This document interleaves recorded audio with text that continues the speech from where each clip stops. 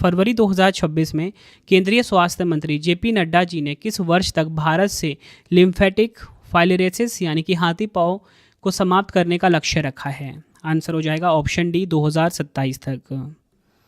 भारत ने लिम्फेटिक फाइलेरियोसिस को ख़त्म करने के लिए 2027 की समय सीमा तय की है, जो वैश्विक लक्ष्य से 3 साल पहले है।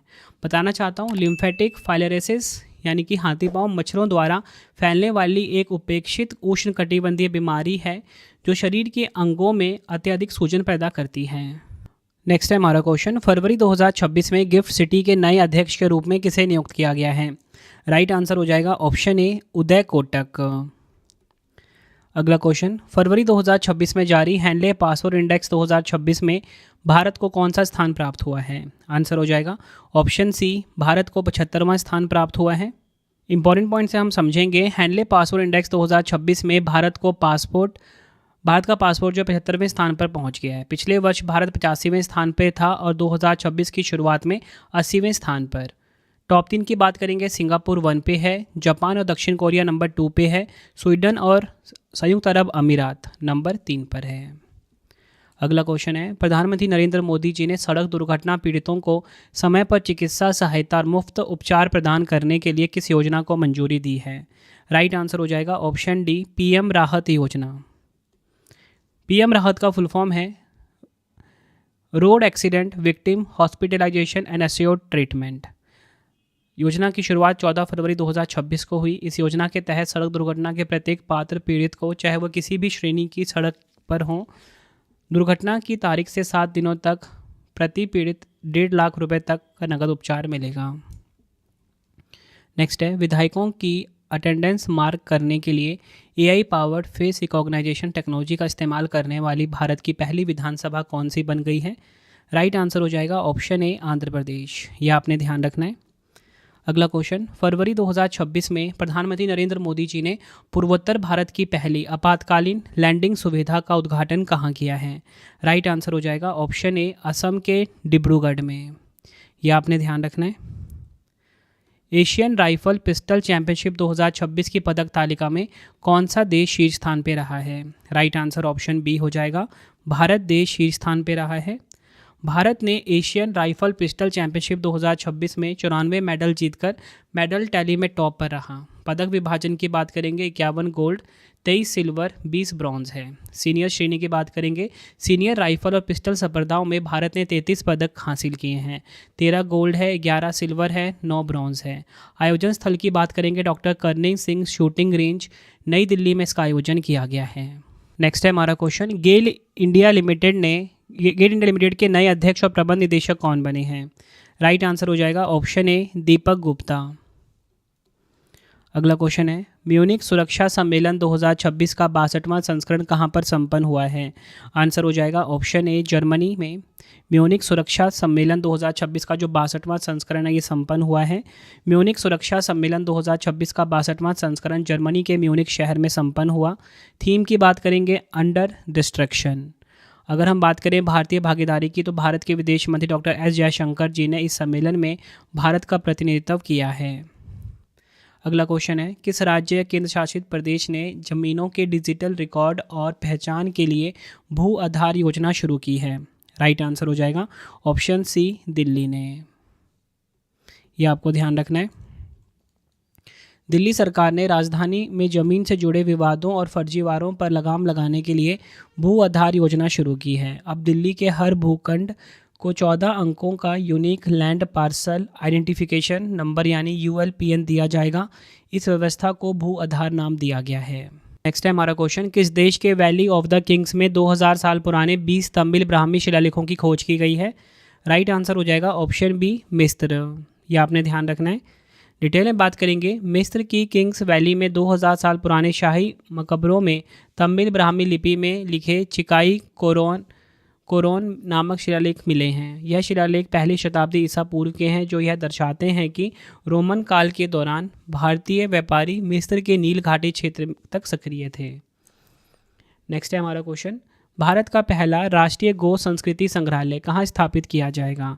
राइट आंसर हो जाएगा ऑप्शन बी, उत्तर प्रदेश के मथुरा में। डिटेल में बात करेंगे, यह संग्रहालय पंडित दीनदयाल उपाध्याय पशु चिकित्सा विज्ञान विश्वविद्यालय परिसर में विकसित किया जाएगा। इस संग्रहालय का उद्देश्य भारतीय समाज में पशुओं के सांस्कृतिक, कृषि और आर्थिक महत्व को उजागर करना है। अगला क्वेश्चन है, फिडे फ्रीस्टाइल शतरंज विश्व चैंपियनशिप 2026 का खिताब किसने जीता है? राइट आंसर हो जाएगा ऑप्शन डी, मैग्नस कार्लसन ने। यह आपको ध्यान रखना है। विजेता मैग्नस कार्लसन जो कि नॉर्वे के हैं, उपविजेता की बात करेंगे फैबियानो कारुआना रहे हैं और इसका आयोजन कहाँ पर हुआ? जर्मनी में। अगला क्वेश्चन है, institute of Chartered Accountants of India ICAI के नए अध्यक्ष कौन बने हैं? राइट आंसर हो जाएगा option C, Prasanna Kumar D. Institute of Chartered Accountants of India ICAI ने 2026-27 कार्यकाल के लिए CA प्रसन्ना कुमार डी को अपना नया अध्यक्ष नियुक्त किया है। इसके साथ ही CA मंगेश पांडुरंग किनारे को ICAI का उपाध्यक्ष चुना गया है। बढ़ते हैं अगले क्वेश्चन की तरफ। हम अपनी व्यापक शहरी नीति का मसौदा तैयार करने और उसे मंजूरी देने वाला भारत का पहला राज्य कौन सा बन गया है? राइट आंसर हो जाएगा ऑप्शन बी, केरल। यह आपको ध्यान रखना है। शहरी नीति का उद्देश्य पर्यावरण की दृष्टि से संवेदनशील क्षेत्रों सहित शहरी विकास के लिए वैज्ञानिक दृष्टिकोण अपनाने हेतु एक आधारभूत दस्तावेज के रूप में कार्य करना है। अगला क्वेश्चन है, शीतकालीन ओलंपिक के इतिहास में सबसे अधिक 9 स्वर्ण पदक जीतने वाले पहले एथलीट कौन बन गए हैं? आंसर हो जाएगा ऑप्शन ए, जोहान्स हॉसफ्लोट कलेबो। यह आपने ध्यान रखना है।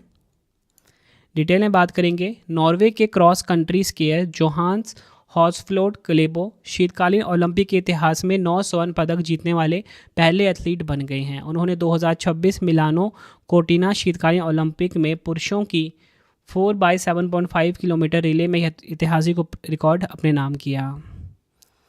बढ़ते हैं अगले क्वेश्चन की तरफ। हम फरवरी 2026 में शिक्षा के क्षेत्र में AI समाधानों को एकीकृत करने के लिए बोधन AI और भारत एडू AI स्टैक को किसने लॉन्च किया है? राइट आंसर होगा ऑप्शन डी, धर्मेंद्र प्रधान। बोधन AI की बात करेंगे, यह शिक्षा मंत्रालय के अंतर्गत एक गैर लाभकारी संगठन है जिसे IIT मद्रास स्थित शिक्षा के लिए AI उत्कृष्टता केंद्र द्वारा विकसित किया गया है। इसका उद्देश्य भारत एडू AI स्टैक के निर्माण के माध्यम से शिक्षा के लिए AI सक्षम डिजिटल पब्लिक इंफ्रास्ट्रक्चर विकसित करना है। बढ़ते हैं अगले क्वेश्चन की तरफ। हम किस देश के राष्ट्रपति ने प्रधानमंत्री नरेंद्र मोदी जी को 52वें G7 शिखर सम्मेलन 2026 में शामिल होने का निमंत्रण दिया है? राइट आंसर इस क्वेश्चन का हो जाएगा ऑप्शन सी, फ्रांस। यह आपको ध्यान रखना है। डिटेल में बात करेंगे, फ्रांस के राष्ट्रपति इमैनुअल मैक्रोन ने प्रधानमंत्री नरेंद्र मोदी जी को इस वर्ष आयोजित होने वाले 52वें G7 शिखर सम्मेलन में भाग लेने के लिए आमंत्रित किया है। बताना चाहता हूँ 52वां G7 शिखर सम्मेलन की मेजबानी फ्रांस करेगा। बढ़ते हैं अगले क्वेश्चन की तरफ। हम भारत की पहली अंडर वाटर जुड़वा ट्यूब सड़क और रेल सुरंग का निर्माण किस नदी के नीचे किया जाएगा? राइट आंसर इस क्वेश्चन का हो जाएगा हमारा, इस क्वेश्चन का राइट आंसर क्या हो जाएगा? ऑप्शन बी, ब्रह्मपुत्र नदी। डिटेल में बात करेंगे, आर्थिक मामलों की मंत्रिमंडलीय समिति ने लगभग 33.7 किलोमीटर लंबी 4 लेन वाली इस परियोजना को मंजूरी दी है। इसमें नदी के नीचे लगभग 15.79 किलोमीटर लंबी दोहरी सुरंग का निर्माण भी शामिल है। यह सुरंग असम में राष्ट्रीय राजमार्ग 15 पर स्थित गोहपुर और राष्ट्रीय राजमार्ग 715 पर स्थित नुमालीगढ़ को जोड़ेगी। बढ़ते हैं अगले क्वेश्चन की तरफ। हम BBC Indian sports women of the year 2025 का खिताब किसने जीता है? राइट आंसर हो जाएगा ऑप्शन बी, स्मृति मंधाना ने। यह आपने ध्यान रखना है। डिटेल में बात करेंगे, भारतीय क्रिकेट स्टार स्मृति मंधाना को BBC Indian sports women of the year 2025 के रूप में चुना गया है।